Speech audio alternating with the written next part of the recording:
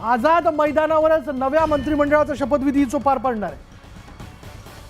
आझाद मैदानावरतीच नव्या सरकारचा शपथविधी होणार असल्याची आत्ता एक क्षणाची महत्त्वाची बातमी हाती आलेली आहे, ती आपण जाणून घेतोय। त्यामुळे हा शपथविधी आझाद मैदानावरतीच पार पडतोय, पण आता शक्यतो 5 तारखेलाच हा पार पडेल असं खुद्द पुण्यात अजित पवारांनी माध्यमांशी बोलताना म्हटलं होतं। पण न्यूज 18 लोकमतने सगळ्यात पहिल्यांदा ही बातमी जी आहे ती देऊ केलेली होती की 5 तारखेला आझाद मैदानावरतीच नव्या सरकारचा शपथविधी सोहळा जो तो पार पडेल। पण आता चंद्रशेखर बावनकुळेंनी देखील याबद्दलची माहिती देऊ केलेली आहे। त्यामुळे न्यूज 18 लोकमतने सगळ्यात पहिल्यांदा दिलेली ही जी बातमी आहे ती खरी ठरल्याचं आपण बघतोय की आता खुद्द भाजपचे प्रदेशाध्यक्ष चंद्रशेखर बावनकुळे यांनी याबद्दलची माहिती दिली आहे आणि पंतप्रधान मोदींच्या उपस्थितीत हा शपथविधी सोहळा पार पडेल। 5 तारखेला संध्याकाळी 5 वाजता 5 तारखेला संध्याकाळी 5 वाजता हा शपथविधी सोहळा पार पडतोय। आणि याच विषयी आपण बोलणार आहोत। आपल्या बरोबर आहेत भाजपचे नेते प्रवीण दरेकर। प्रवीण भाऊ, 5 तारखेला शपथविधी पार पडणार हे निश्चित आहे का? आणि मंत्रिमंडळ कशा पद्धतीचं असेल? मला वाटतं अधिकृतपणे अजून घोषणा झालेली नाही, परंतु 5 तारखेला होईल अशी दाट शक्यता आहे। किंबहुना तशा प्रकारची तयारी आम्ही सुरू केलेली आहे। परंतु पक्ष म्हणून किंवा सरकार म्हणून अधिकृतपणे 1-2 दिवसांमध्ये त्या ठिकाणी सांगितलं जाईल। परंतु मला वाटतं आता 5 तारखेला शपथविधी 100% होईल, कारण बरेच दिवसही झालेले आहेत। दोन्ही पक्षांनी गटनेते निवडलेत आणि त्याच्यामुळे 2 दिवसात आम्हाला गटनेताही त्या ठिकाणी निवडावा लागणार आहे आणि सगळी प्रोसेस करून 5 तारखेला शपथविधी होईल अशा प्रकारचा पूर्ण विश्वास आहे। तथापि अधिकृत घोषणा पक्ष किंवा सरकार पातळीवर होईल। 18 जण यामध्ये शपथ घेतील असं कळतंय। यामध्ये मुख्यमंत्री, 2 उपमुख्यमंत्री यासह 18 जण की एकूण आकडा हा 18 मंत्र्यांचा असेल? हा माझ्या अखत्यारीतला विषय नाही आहे। संख्या ठरवणं हा अधिकार त्या ठिकाणी आमचे श्रेष्ठी पक्षाचे त्यांचा आहे, महायुतीच्या 3 नेत्यांचा आहे। त्याच्यामुळं किती उपमुख्यमंत्री असतील, आकडा कितीचा असेल, हे सर्व गोष्टी आमच्या पक्षश्रेष्ठी त्या ठिकाणी सांगू शकतील किंवा हे तिन्ही नेते एकत्रितपणे सांगू शकतील। प्रवीण, मुख्यमंत्री कोण? देवेंद्र फडणवीस? नाही, या ठिकाणी त्या संदर्भात सुद्धा भारतीय जनता पार्टीचा गटनेता 1-2 दिवसामध्ये निवडल्यावर त्या ठिकाणी स्पष्टता येईल। परंतु आम्हाला वाटतं देवेंद्रजी फडणवीस साहेब मुख्यमंत्री व्हावेत। जर गटनेता देवेंद्र भाऊ असतील तर म्हणजे मुख्यमंत्री देवेंद्र फडणवीसच होणार का? हो, अर्थात गटनेता जर भारतीय जनता पार्टीचा देवेंद्र फडणवीस साहेब असतील तर मोठ्या पक्षाचा गटनेता हा त्या ठिकाणी कॅन्डिडेट असतो आणि त्या ठिकाणी शिंदे साहेबांनीही त्या ठिकाणी सांगितले स्पष्टपणे की अमितभाई किंवा मोदी साहेब जो आदेश देतील त्या आदेशाला बांधील आहे। आणि त्याच्यामुळे मला वाटतं अजितदादा, शिंदे साहेब आणि देवेंद्रजी तिघांच्या समन्वयातनं त्या ठिकाणी दिल्लीच्या मार्गदर्शनाखाली मुख्यमंत्र्याचा निर्णय होईल। भाऊ, 2 दिवसाचा जो काही गॅप या ठिकाणी दिसतोय त्याचं नेमकं कारण काय? नाही, आता काय ह्या प्रक्रियेतला गॅप किंवा निर्णय प्रक्रियेतला मी माणूस नाही आहे। त्यातली अधिकारिता ज्यांना आहे ते केंद्रीय आमचं नेतृत्व आहे, अमितभाई शाह आहेत, राज्यामध्ये देवेंद्र फडणवीस साहेब आणि चंद्रशेखर बावनकुळे आहेत आणि अजितदादा आणि शिंदे साहेब। मला वाटतं हेच संबंधित लोक या विषयासंदर्भात गॅप का, जागा कितीचा शपथविधी होणार, कोण असणार, याचं उत्तर देणारे हे सर्व अथॉरिटी आहेत। प्रभू, अशी एक चर्चा आहे चांदा ते बांदा जे राजस्थानमध्ये भाजपने केलं। प्रवीण, आपल्याबरोबर संजय शिरसाट देखील या क्षणाला फोनवरती आहेत, त्यांच्याशी आपण बोलूयात। संजय शिरसाटजी, 5 तारखेला शपथविधी सोहळा संध्याकाळी पार पडतोय, आपण देखील शपथ घेणार का? नाही, आम्ही शपथ घेणार का नाही हे शिंदे साहेब ठरवतील, परंतु शपथविधी समारोह होतोय तर तो आनंदाची गोष्ट आहे। महायुती म्हणून आम्ही सर्वजण त्यात सहभागी राहू। बरं भाऊ, मुख्यमंत्र्यांची तब्येत, एकनाथ शिंदेची तब्येत कशी आहे?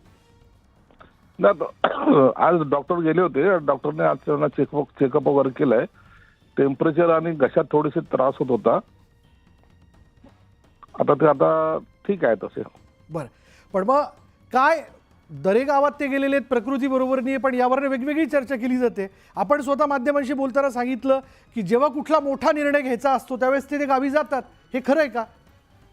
नाही, गावी जातात हे खरंच आहे ना, मी काय खोटं बोललेलं नाही त्याच्यामध्ये. आणि ते निर्णय घेतील ते हिताचा घेतील, तो असा निर्णय कोणताही असं काही घेत नाहीत. म्हणून ते निर्णय पण घेतील, परंतु तब्येतीची काळजी सुद्धा त्यांनी घ्यावी हा त्याच्या मागचा उद्देश होता. आताच दुपारी तुम्हाला सुद्धा माहिती मिळाली असेल की डॉक्टर त्यांच्याकडे पोहोचले होते, का डॉक्टरांनी चेकअप केलं, इव्हन सलाईन लावायची सुद्धा त्यांनी इच्छा व्यक्त केली होती. परंतु आता नेमकं तिथे काय घडतं त्याबद्दलची आता आणखीन कल्पना नाही.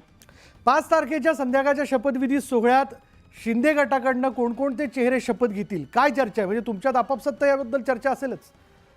नाही, याच्याबद्दल काही चर्चा आम्ही करत नाही. आता शिंदे साहेब जी यादी देतील ते लोक शपथ घेतील एवढंच आम्हाला माहिती आहे. कोणाची नावं असतील, कोण कोण असतील, कोणाला कोणतं खातं दिलं जातील याच्यावर कोणतीही चर्चा आमच्यामध्ये होत नाही. पण म्हणजे सरकारमध्ये आपण असणार आहात?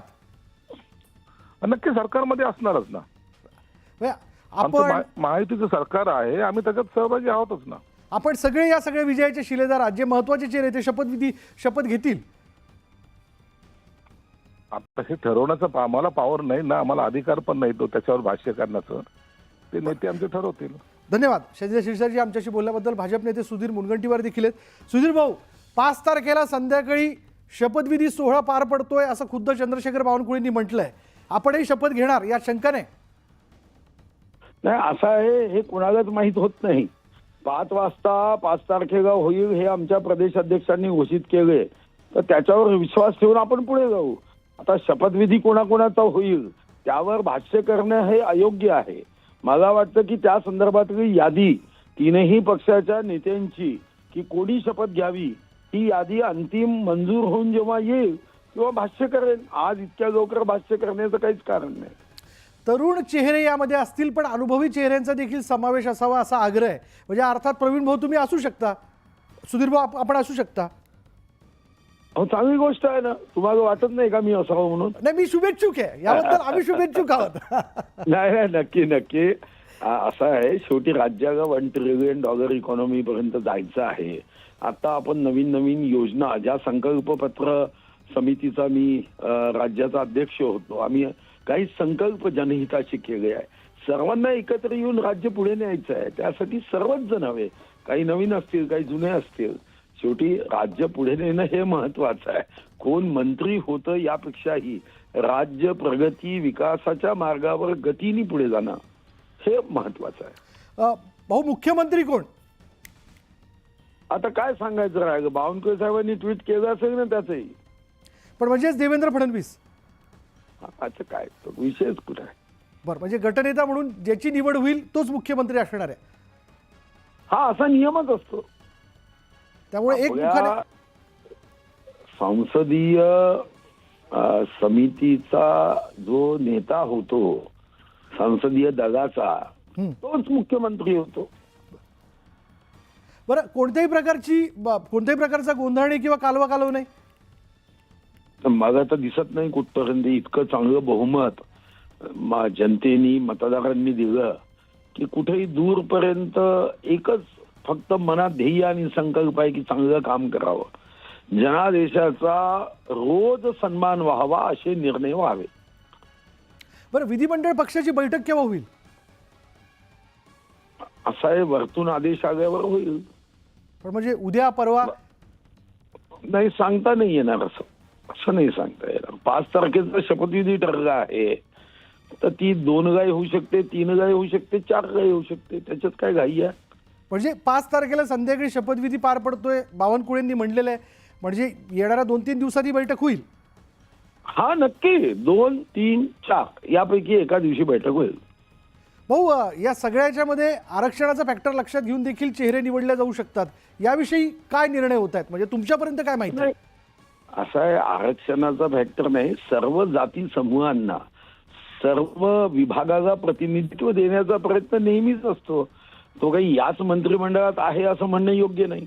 या अगोदरही ज्या विभागातून आपल्याला आमदार आले त्या विभागाला थोडं जास्त प्रतिनिधित्व, त्या जिल्ह्याला प्रतिनिधित्व, आणि याचा अर्थ असा नव्हे की एखाद्या जिल्ह्यातून कोणीच निवडून आलं नाही म्हणून त्या जिल्ह्याला देण्यात नाही.